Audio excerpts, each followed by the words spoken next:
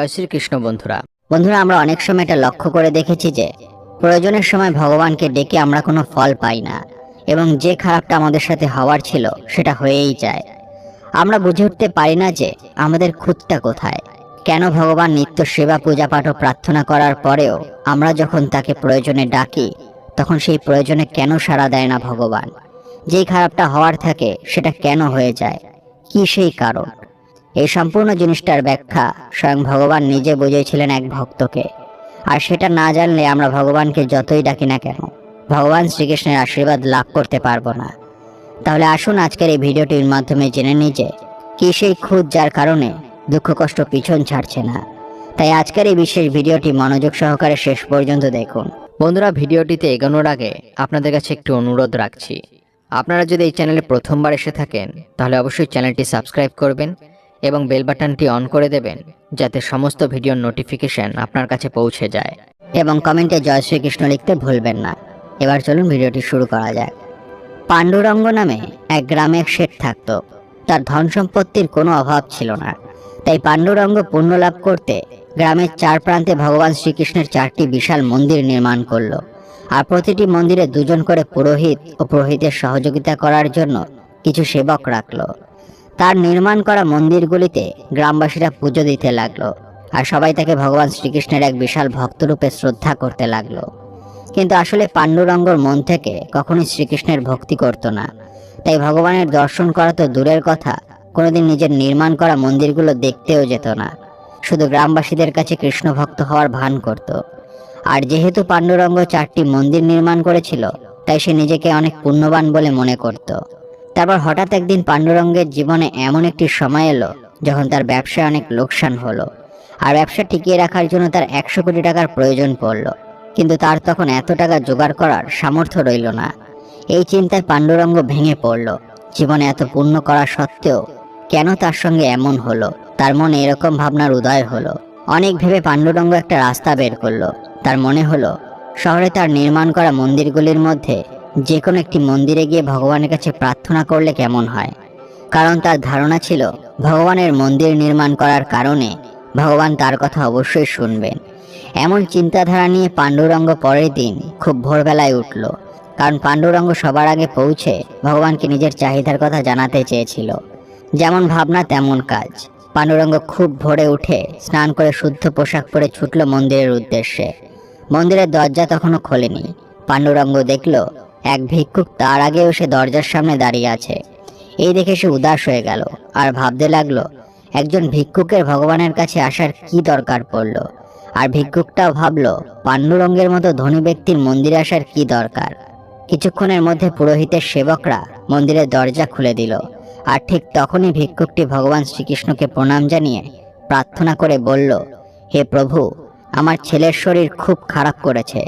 যদি আজকের মধ্যে 100 টাকা জোগাড় করতে না পারি তাহলে কোনো মতেই ছেলের চিকিৎসা করাতে পারবো না। এই বলে সে হাউ হাউ করে কাঁদতে লাগলো। এই দেখে পাণ্ডুরঙ্গ ভাবলো এই ভিক্ষুক যদি এমনভাবে কাঁদতে থাকে তাহলে অহেতুক তার মূল্যবান সময় নষ্ট হবে।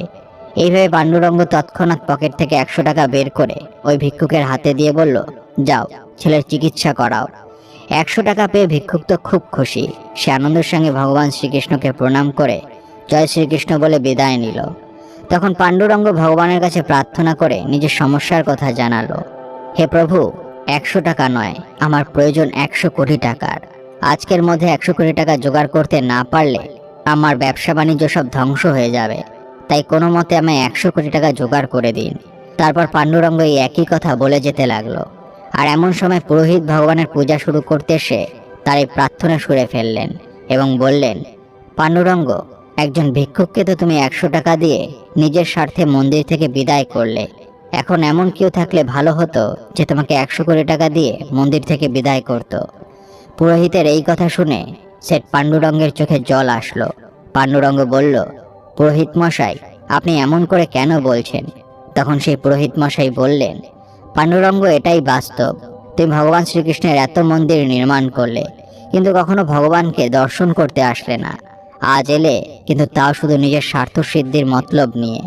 ভগবান ভক্তের কাছে ভক্তি ছাড়া কিছুই চান না। যদি তুমি মাঝে সাঝে ভগবানকে শুদ্ধ মনে দর্শন করতে মন্দিরে আসতে তাহলে ভগবান অবশ্যই তোমার উপর এত বড় বিপদ কখনো আসতে দিত না। এই মায়ার সংসারে আমরা যতদিন বাঁচব ততদিনই আমাদের কিছু না কিছু অসুবিধা থাকবে। এই সংসারে মানুষের জীবনে সবসময় কিছু না কিছু চিন্তা, দুশ্চিন্তা, আকাঙ্ক্ষা, কষ্ট, দুঃখ, ভয়, রাগ, স্বপ্ন, ইচ্ছা অনিচ্ছা লেগেই থাকে। ভগবান শ্রীকৃষ্ণ আমাদের এই মায়া দিয়ে ঢেকে রেখে আমাদের ভক্তির পরীক্ষা নিচ্ছেন। মায়ার সংসার থেকে এই মায়া কাটিয়ে উঠতে পারলেই তিনি আমাদের সকল ইচ্ছা পূর্ণ করবেন। যারা শুধু বিপদে পড়ে অথবা বিপদ কাটানোর জন্য ভগবান শ্রীকৃষ্ণের কাছে আসে, তারা কেবল চাইতে জানেন, তাই তাদের চাওয়া কখনো শেষ থাকে না, আর তারা ভগবান শ্রীকৃষ্ণের আশীর্বাদ থেকে বঞ্চিত থাকেন। আসলে মানুষ কিছু না কিছু আশা আকাঙ্ক্ষা স্বপ্ন নিয়েই বাঁচে। তারা সবসময় নিজের ভবিষ্যতের কথা ভাবে, কিন্তু মন থেকে ভগবানের কথা ভাবে না। মানুষ তাদের পেশা পূরণের জন্য কত কিছুই না করে, কিন্তু মন থেকে ভগবানের ভক্তি করে না। কিন্তু এই জগতে সুখী হতে যা কিছু প্রয়োজন তা ভগবান শ্রীকৃষ্ণই দেন, তাকে তার বেশিই দেন। তবে সুখ পাওয়ার আগে নিজেকে সুখ পাওয়ার উপযুক্ত করতে হয়, যার জন্য কেবল দরকার ভগবান শ্রীকৃষ্ণের প্রতি ভক্তির। পাণ্ডুরঙ্গ নিজের ভুল বুঝতে পারে এবং সেদিন সে ভগবান শ্রীকৃষ্ণের কাছে 100 কোটি টাকা তো পায় না, কিন্তু 100 কোটি টাকার থেকে মূল্যবান একটি শিক্ষা পায়। আর সেটি হলো, শ্রীকৃষ্ণের কৃপা লাভ করতে গেলে সবার প্রথমে নিঃস্বার্থভাবে তার ভক্তি করতে হবে। আগে প্রকৃত ভক্ত হয়ে উঠতে হবে, তখন ছোট ছোট বিষয়েও ভক্তের খেয়াল রাখবেন স্বয়ং ভগবান। যেরকম সেই ভিক্ষুকটাকে সাহায্য করলেন পাণ্ডুরঙ্গের হাত দিয়ে। এবার চলুন কিছু অনুপ্রেরণামূলক উক্তি শুনে নেওয়া যাক। পরিবারের উপরে আর কিছুই নেই, না ভালোবাসার মানুষ, না বন্ধু, না রিলেটিভ। সবাই সুযোগ বুঝে চেঞ্জ হয়ে যাবে, চলে যাবে, আসল চেহারা দেখিয়ে দেবে, কিন্তু ফ্যামিলি যাবে না। প্রচুর বকা দিলেও সবচেয়ে খারাপ সময়টাতে পরিবারই পাশে থাকে। আজকাল বিশ্বাস আর সম্মান দিয়ে ভালোবাসা পাওয়া যায় না, ভালোবাসার টাকা আর চেহারার পিছনে দৌড়ায়।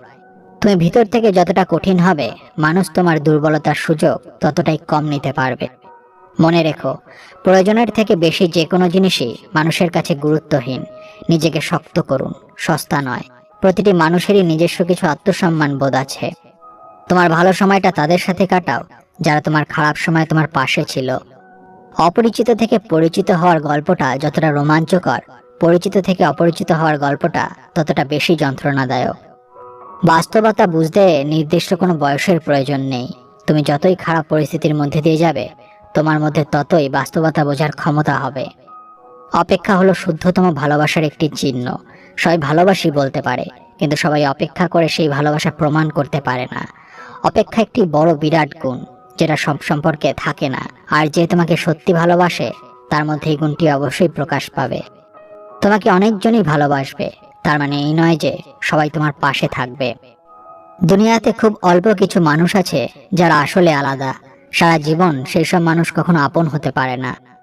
কেউ হারিয়ে গেলে হয়তো খুঁজে নেওয়া যায়, কিন্তু কেউ বদলে গেলে আর আগলে রাখা যায় না। মিষ্টি মধুর কথা বলা বেশিরভাগ মানুষেরা হয় বহুরূপী। বন্ধুরা, ভিডিওটি দেখে যদি ভালো লাগে তাহলে অবশ্যই একটি লাইক করবেন এবং সবাইকে শেয়ার করবেন, যাতে তারাও ভিডিওটি দেখে উপকৃত হয়।